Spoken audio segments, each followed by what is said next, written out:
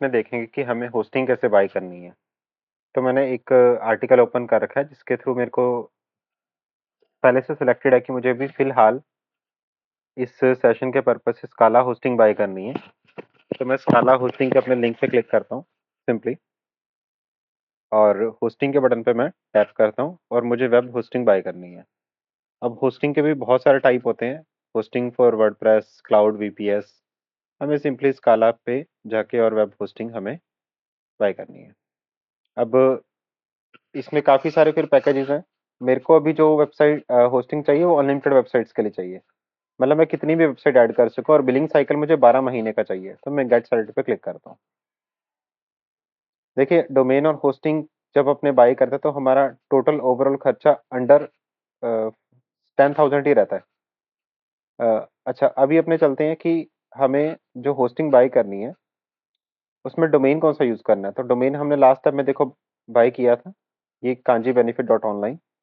तो मैं इस डोमेन को यहाँ पर पेस्ट करता हूँ और नेक्स्ट के बटन पर क्लिक करता हूँ। अभी क्या होगा कि भले इस होस्टिंग में हमें अनलिमिटेड डोमेन मिले हैं, बट हमें फिलहाल एक डिफ़ॉल्ट डोमेन सेलेक्ट करना पड़ता है जिसको प्राइमरी डोमेन बोलते हैं। ईमेल आईडी मैं वही सेलेक्ट कर लेता हूँ। पासवर्ड मैं अपनी मर्ज़ी का दे सकता हूँ। तो मैं पासवर्ड यहाँ पे कोई पेस्ट करता हूँ।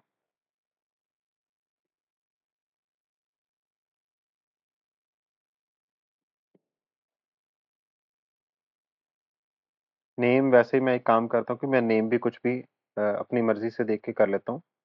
पर उससे पहले मेरे को ये श्योर होना चाहिए कि इस मेल आईडी पर पहले से स्काला होस्टिंग पर कोई होस्टिंग बाय ना की हो। तो मुझे जस्ट 1 मिनट लगेगा। मैं एक फ्रेश ईमेल आईडी क्रिएट कर लेता हूँ और फिर मैं कंटिन्यू करूँ। चेक किया कि इस मेल आईडी पर पहले से होस्टिंग नहीं बाय की हुई। तो मैं सेम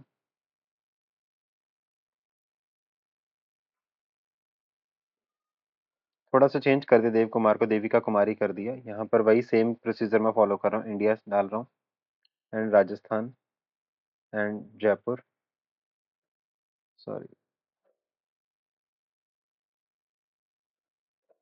स्ट्रीट एड्रेस मेरे को ऐड करना है, हाउस नंबर 85। वही मैं सेक्टर कुछ भी कर देता हूँ, सेक्टर। देखिए, हमें ये रियल डालना पड़ता है, ठीक है? पर फिलहाल इस वीडियो के पर्पज़ के लिए मैं कुछ भी फेक ऐड ऐड कर रहा हूँ, मतलब रैंडम एड्रेस ऐड कर रहा हूँ। सिर्फ़ इस वीडियो पर का एरिया पिन कोड डाल दिया, फ़ोन नंबर मेरे को डालना है। बाद में हमें कार्ड डिटेल यहाँ पर एंटर करनी है। तो मैं जल्दी से कार्ड डिटेल एंटर कर देता हूँ। Card detail I think last video में हमने सेव की थी। हाँ जी, कार्ड डिटेल हमने सेव कर दी है। और कई बार कईयों में ऑप्शन आता है कि आप कौन-सा डाटा सेंटर लेना चाहते हैं। तो मैं यूएस न्यूयॉर्क का ले लेता हूँ। डाटा सेंटर का मतलब है कि जो कंप्यूटर हम बाय कर रहे हैं वो कहाँ पर पड़ा होगा। तो अभी के लिए मैंने क्या किया कि जो डाटा सेंटर बेसिकली वो हुआ कि एक ऐसा कंप्यूटर हमारे लिए जो रखा गया है, तो वो कौन-सी कंट्री में रखा जाए, या रखा ऑलरेडी इनके पास में प्लेस्ड रहते हैं। तो वो जिस कंट्री का आपको डाटा सेंटर लेना है, आप वो चूज़ कर सकते हैं। इसके लिए सिंपल सी चॉइस ये है कि जहाँ पर आपकी वेबसाइट के ज़्यादा विज़िटर आने के चांसेज़ हैं, बस आप उन्हें प्रेफ़र कीजिए। तो अभी मैंने यहाँ पर कार्ड डिटेल वगैरह एंटर कर दी है सिंपल। तो मैं कंप्लीट ऑर्डर पे क्लिक करता हूँ और मुझे कुछ नहीं करना। फ़ोन नंबर वगैरह मैंने सब फ़िल कर दिया।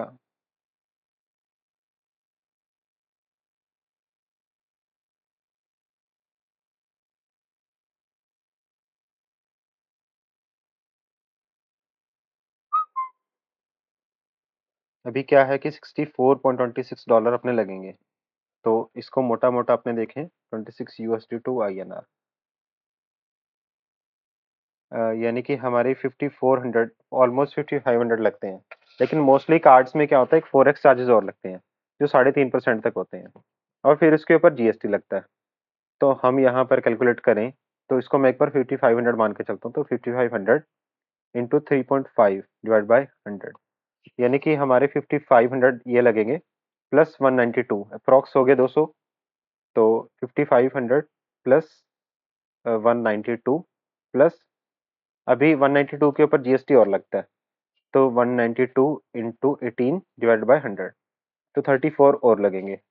तो 5500 प्लस 192 प्लस 34, जनरली अपना जो खर्चा आता है वो 5700 तक खर्च आएगा इस डोमेन को बाय करने के लिए। लेकिन अभी मेरे पास में जो कार्ड था वो 04x वाला था, तो मेरे जो पैसे लगेंगे वो लगभग इतने ही 5500 के अराउंड ही लगते हैं। तो पर ये जो फैसिलिटी है ये हर हर कंपनी या हर ब्रांड नहीं दे रहा हमें, जो भी बैंक्स के डिफरेंट बैंक्स अवेलेबल हैं। तो हमारे पास में जो भी इंटरनेशनल इनेबल्ड कार्ड हो, हमें उसे प्रेफर करना रहता है। जिनकी फॉरेक्स फॉरेन ट्रांजैक्शन ज़्यादा रहती हैं, वो ये चीज़ कर सकते हैं।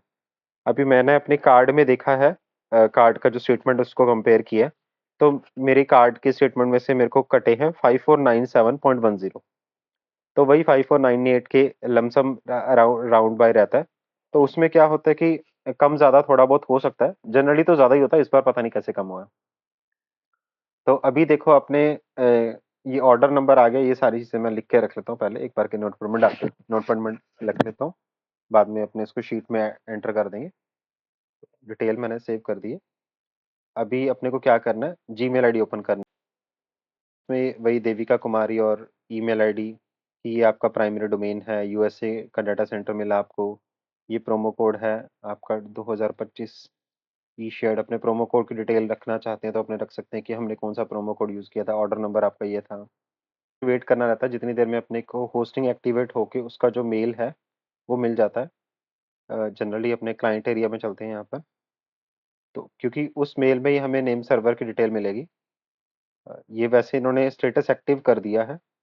स्टेटस एक्टिव कर दिया तो यहाँ तक हमारा पार्ट कौन सा कंप्लीट हुआ कि हमने होस्टिंग भी बाय कर ली, हमने डोमेन भी बाय कर लिया। ये दो चीज़ें हमने अभी तक कंप्लीट की है। लेकिन हमारी कौन सी चीज़ अभी इनकम्प्लीट है, रह रही है, that is link of domain name and web hosting. जब ये दोनों चीज़ें लिंक हो जाएंगी तब नेक्स्ट स्टेप में क्या होगा, एसएसएल सर्टिफिकेट हमें इंस्टॉल करना रहेगा। उसका मतलब हुआ कि हमें एचटीटीपीएस के साथ में वेबसाइट हमारी ओपन होनी चाहिए। दूसरे शब्दों में https://kanjibenefits.online वेबसाइट इस तरीके से ओपन होनी चाहिए। लेकिन ये स्टेप कब आता है, पहले हम होस्टिंग को परचेज करके दोनों को लिंक करते हैं, डोमेन और होस्टिंग को लिंक करते हैं। तो उसके लिए जो हम मेथड फॉलो करते हैं वो हम नेम सर्वर का फॉलो करते हैं। वीडियो में इस सेशन में अपने यहीं तक कंप्लीट करते हैं। नेक्स्ट में अपने देखेंगे कि हमारे पास में जब नेम सर्वर का मेल आ जाएगा कि आपकी इस होस्टिंग के नेम सर्वर ये हैं, तो फिर हम क्या करेंगे, उस नेम सर्वर को हम अपने डोमेन में एंटर करेंगे ताकि दोनों आपस में लिंक हो जाए। मिलते हैं नेक्स्ट वीडियो में, तब तक के लिए गुड बाय।